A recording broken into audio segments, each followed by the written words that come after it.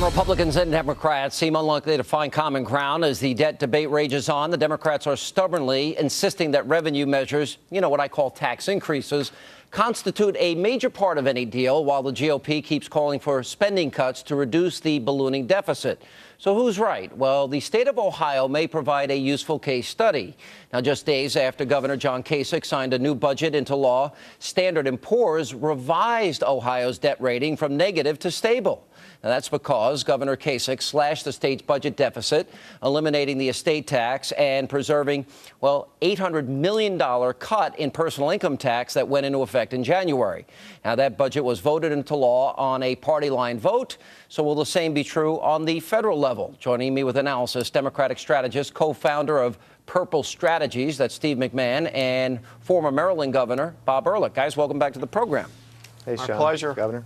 Do you think, Steve, any candidate running for office today could win saying they want to raise taxes and they want to increase spending?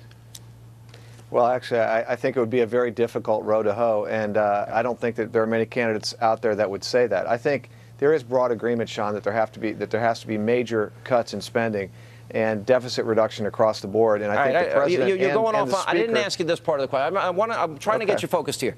The last time somebody ran on raising taxes, there was a guy by the name of, let's see, what was his? Walter Mondale. Mondale. Sean, how many states did he lose?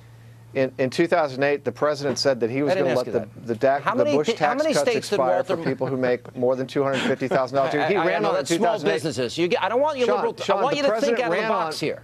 I am. The president ran on raising taxes for people who make over $250,000 a year Small in business 2008, owners. And he won 390 electoral votes. Okay. That was a pretty significant Small business victory. owners that create 70% of the jobs in the country. All right, Governor, let me go off. And you know what, Sean? Governor, let me go to Sean? Bill Clinton was president. He lost a few months ago, and people need to remember that. And the American people sent a very different message to Washington, D.C. in November. Yeah, well, Governor, here's the point. 39% now is the president's approval rate. 39% is his reelect number. A generic ballot shows he'd lose by 8 points to an unnamed Republican.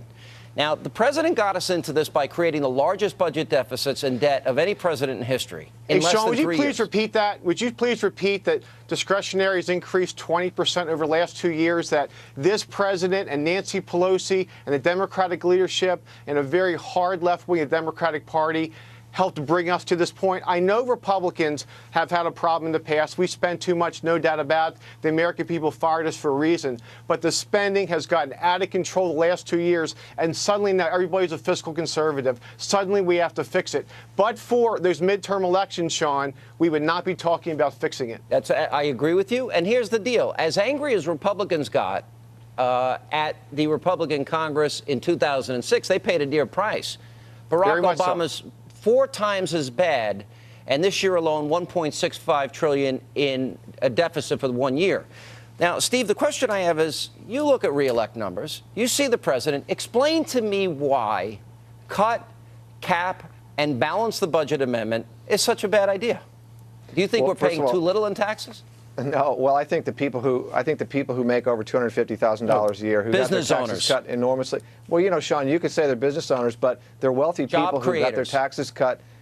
Sean, if they have legitimate business expenses that they want to deduct, job creators, they can do that as part business of the tax code. This is the income that passes through to them and their family, and they're not paying the same rate that they paid. You know what bothers you? Mean Bill like Clinton Ted Kennedy? President. You mean like Ted Kennedy's family? Yeah, exactly, like Ted Kennedy and wealthy people like, frankly, you and me and probably the governor. Right, speak for yourself. They're not paying what they're not paying what they paid when Bill Clinton was president. This drives me crazy. George Bush. Wait a minute. The top 10%, Governor, pay 70% of the bill.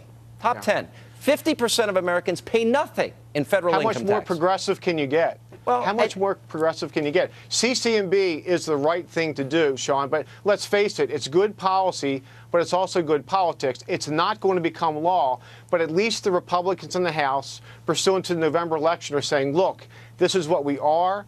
This is the essence of why we're here. It's an historic time. This defines us. We're going to vote on it. All right. And so the American people can see what we're truly all about. And if they don't stand strong, Governor, if they back down, I will tell you they will have failed the American people, and they will have failed the Tea Party, and they will have failed every conservative in this country. Am I right or wrong Sean, about it's that? not just failing the Tea Party. It's failing America. It's failing my grandchildren. And I don't even have grandchildren yet. It's failing future generations. This is an historic time. It's doing the right thing. Even, Sean, and you saw Kasich before, and I love John Kasich, he's taking a little bit of hit in the polls because he's done some tough stuff.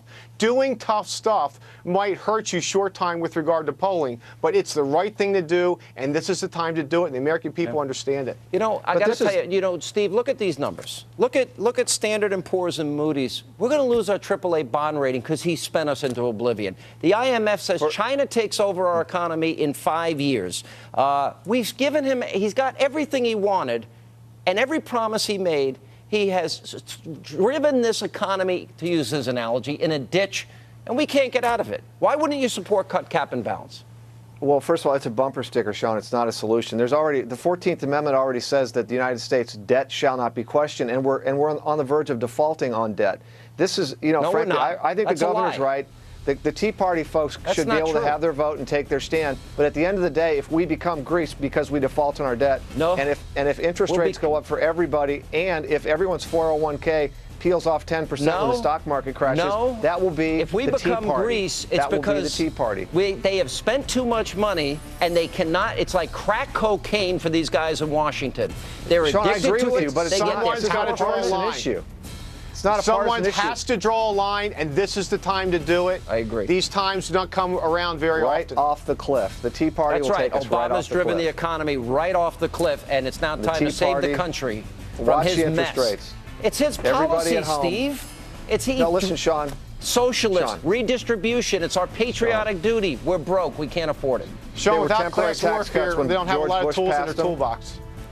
They were temporary. Tired of the class warfare. President Bush The passed American them. people are tired of the class Set to warfare. expire. as well. They should expire. Yeah, you know what, Steve? We'll put a special box on your taxes that says, "I, Steve McMahon, am stupid enough that I think I'm undertaxed." We'll let you pay more. Listen, I think people who make a lot of money should pay more. I think you should. Hey, Sean. You're right. I think you should Sean. volunteer to Americans pay do, too. more. There's You a join me, reason that Sean. 9.2 unemployment hasn't moved. Business is not hiring. Small business people are really feeling the pressure. All right, guys. The tax thanks. burden right now, by the way, is Thanks the for lowest being it's with been us. in 50 years.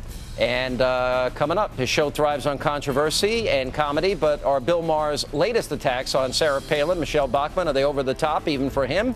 The clips we have will leave you outraged. That and our Great American Panel coming up.